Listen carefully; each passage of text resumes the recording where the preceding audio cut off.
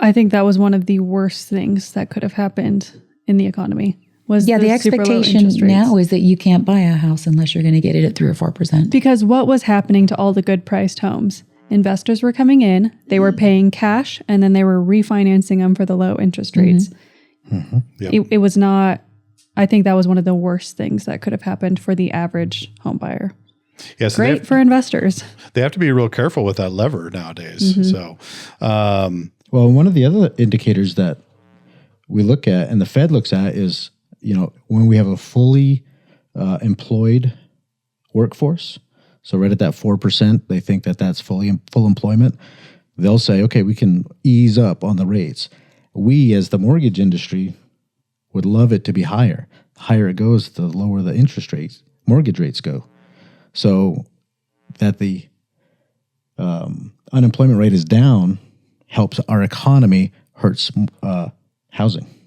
Interesting. Yeah, because there's an inverse relationship there.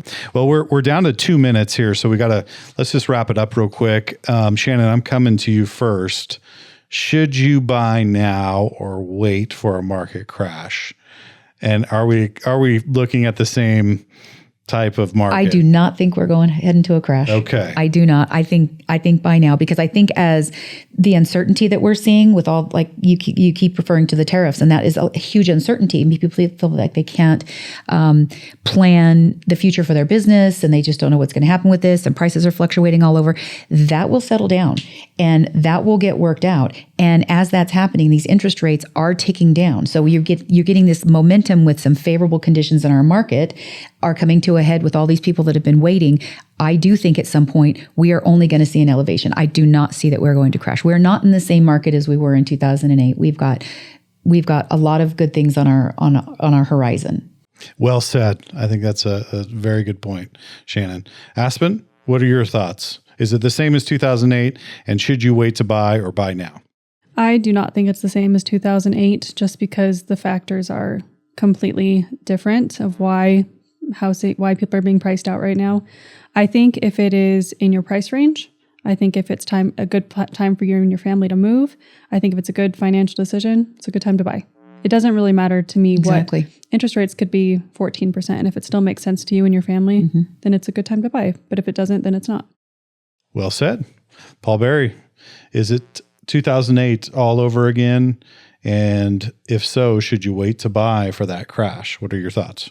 No, I don't think it's 2008 at all. I think 2023, 24, 25 are going to be years all their own. When we look back in history, say this was a very different time.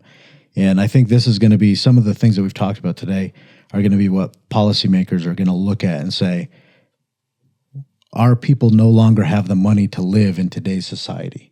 We have to make some corrections to fix that. What is that going to look like? Because we can force affordable housing, but like I was saying earlier, somebody's got to take a hit for affordable housing. We need to create the environment where everybody can afford.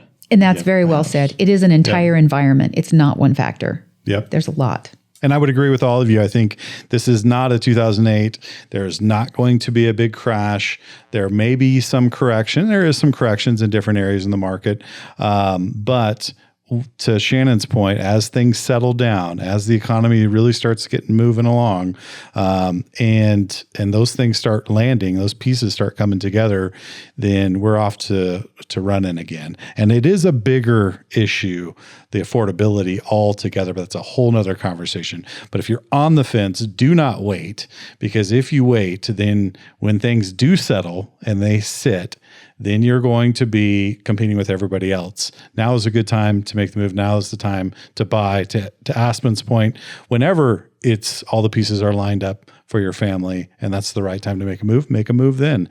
But don't wait for a crash, because very unlikely that's going to happen. So great conversation. Thank you for that. Thank you for listening to this episode. If you like our content, please go to our YouTube channel, like and subscribe there. Of course, you can jump on Facebook. We post a fantastic newsletter once a week. Thank you, Paul Berry, for putting that together. It has all kinds of great You are information. welcome.